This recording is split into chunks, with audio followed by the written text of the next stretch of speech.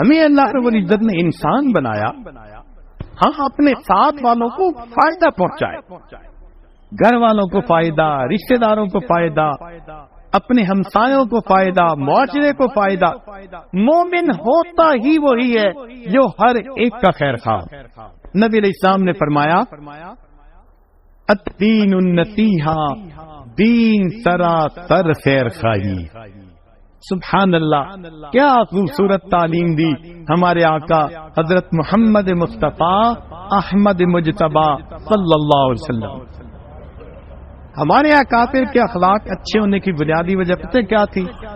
ان کی سوچ بہت بلند ہوتی، بہت بلند سوچ ہوتی۔ بلند سوچ ہونے کی وجہ سے ان کے مقام بلند ہو گئے تھے۔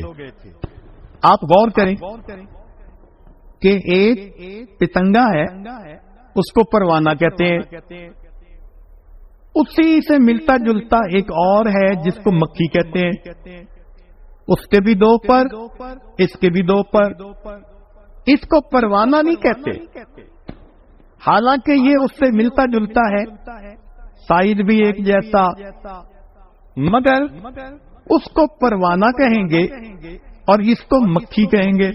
اس کی وجہ یہ ہے کہ اس مکھی کی سوچ گندی، یہ نجاست پہ بیٹھتی ہے، گند ڈھونڈتی ہے، اس کی گندی سوچ کی وجہ سے اس کو مکھی کہتے ہیں۔ اور پروانہ کس کو کہتے ہیں؟ جو روشنی کے اوپر، نور کے اوپر اپنے آپ کو فدا کرتا ہے۔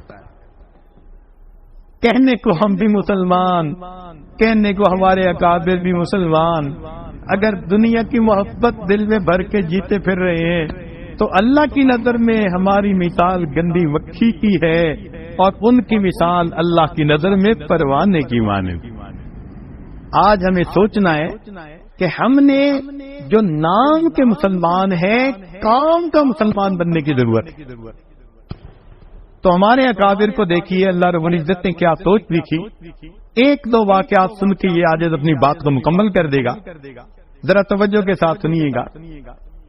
دہلی کی جامع مسجد،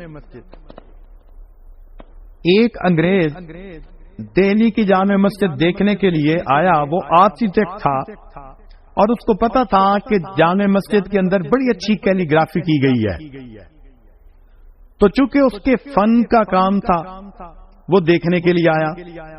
اب دہلی کی جامع مسجد میں کئی سیڑھیاں چڑھ کے جاتے ہیں، اور سیڑھیوں پہ آپ نے دیکھا کہ کئی مرتبہ فقراء بیٹھے ہوتے ہیں، سائل بیٹھے ہوتے ہیں۔ تو ایک معذور فقیر تھا، وہ بیٹھا ہوا تھا۔ جب یہ قریب سے گزرا تو اس نے مانگا، اس نے اپنا ویلٹ نکالا اور ویلٹ نکال کر اس میں سے اس فقیر کو کچھ دے دیا اور اپنا ویلٹ پھر اپنی جیب میں ڈال لیا۔ اپنی طرف سے تو اس نے جیب میں ڈالا، لیکن حقیقت میں اس کا ویلٹ گر گیا۔ اب یہ چلا گیا مسجد میں، وہاں جا کے اس نے کیلیگرافی دیکھی، بڑی پسند آئی، اس نے فوٹوگرافی کی۔ اس کی بیوی بھی اسی شعبے سے تعلق رکھتی تھی۔ وہ گھر گیا اور گھر جا کر اس نے اپنی بیوی کو بتایا کہ بھئی کتنا اچھا کام کیا ہوا ہے، ہسٹوریکل کام ہے۔ اس کی بیوی کہنے لگی کہ اچھا آئندہ ویکینڈ آئے گا تو میں بھی آپ کے ساتھ جاؤں گی، تو مجھے بھی آپ وہ مسجد کا کام دکھائیں۔ اس نے کہا ٹھیک۔ اب جب رات سونے لگانا تو اس نے دیکھا کہ اس کا تو پیسے والا بٹوا ہی نہیں ہے، تو یہ بڑا پریشان کہ کہاں گرا، بڑا سوچا، مگر اس کو یاد نہیں آیا کہ میں نے بٹوا کہاں گرایا۔ خیر ایک آدھ دن کے بعد یہ ذہن سے بات ہی نکال بیٹھا، کہنے لگا جو 200-400 روپے تھے بس وہ میرے گم ہو گئے۔ جب اگلا ویکینڈ آیا تو یہ اپنی بیوی کو لے کے دہلی کی جامع مسجد دکھانے کے لیے آیا۔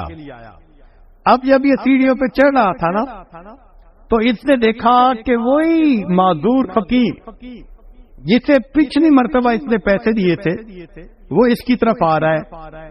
تو اس نے سوچا پچھلی مرتبہ پیسے دیے تھے، پھر اس نے مجھے دیکھا تو امید لگی کہ یہ ضرور دے گا، تو یہ مجھ سے پیسے مانگنے آ رہا ہے۔ لیکن وہ فقیر جب قریب آیا تو وہ کہنے لگا کہ جناب وہ پچھلی مرتبہ آپ نے جب مجھے پیسے دیے تھے تو شاید یہ آپ کا بٹوا تھا جو گر گیا، میں نے آپ کو ڈھونڈنے کی کوشش کی مگر آپ نکل گئے، تو میں نے اپنے پاس رکھا ہوا ہے، آپ اپنا بٹوا لے لیجئے۔ اب اس انگریز نے بٹوا دیکھا، اپنی چیزیں دیکھی، ڈاکومنٹ دیکھے، ہر چیز بالکل ٹھیک تھی۔ اس کے ذہن میں خیال آیا کہ یہ فقیر تو ایک ایک پیسہ مانگتا ہے اور میرے تو یہاں پر 200-300 روپے تھے، اگر یہ اپنے پاس رکھ لیتا تو کسی کو خبر ہی نہ ہوتی، مگر اس نے یہ مجھے لوٹا دیا۔ تو اس نے پوچھا کہ فقیر آخر تم نے یہ اپنے پاس رکھ کیوں نہیں لیا؟ تو معذور فقیر نے آگے سے جواب دیا کہ شروع میں تو ایک خیال آیا تھا کہ میں اسے رکھ لوں، مگر پھر ایک دوسرا خیال آیا اور میں نے کہا کہ نہیں، میں اسے نہیں رکھوں گا۔ اس نے پوچھا کیا خیال آیا؟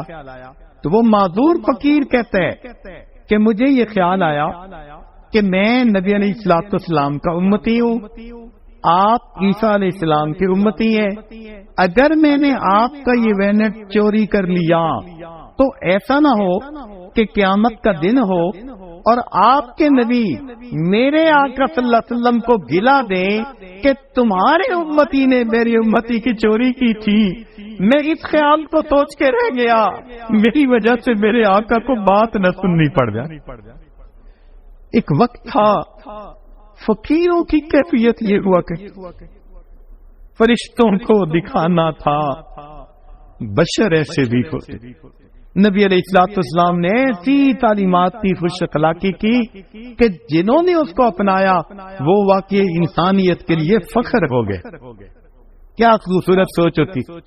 آپ سوچئے اگر ہماری سوچ ایسی ہو تو ہم کسی کا نقصان کر سکتے ہیں، کسی کی عزت کی طرف میلی نظر ڈال سکتے ہیں؟ ہرگز نہیں۔ یہ ساری باتیں ہی غفلت کی وجہ سے ہوتی ہیں۔ آج اس غفلت کو دور کرنے کے لیے ہم یہاں اکٹھے ہیں۔ اللہ رب العزت ہمیں غفلت سے محفوظ فرمائے اور حقیقی معنوں میں مسلمان بن کر زندگی گزارنے کی توفیق عطا فرمائے۔ انما الصدقات للفقراء، کہ صدقات تو فقیروں کے لیے ہوتے ہیں۔ اللہ جب ہم فقیر ہیں اور صدقات فقیروں کے لیے ہوتے ہیں، اللہ ہمیں اپنی رحیمی کا صدقہ دے دیجئے، اپنی کریمی کا صدقہ دے دیجئے، اپنی غفاری کا صدقہ دے دیجئے، اپنی ستاری کا صدقہ دے دیجئے۔ اللہ ہم پر رحمت کی نظر فرما دیجئے۔ اللہ ہم اپنے عملوں کے ذریعے سے تو جنت کے قابل نہیں بن سکتے، آپ اپنے فضل سے ہمارے لیے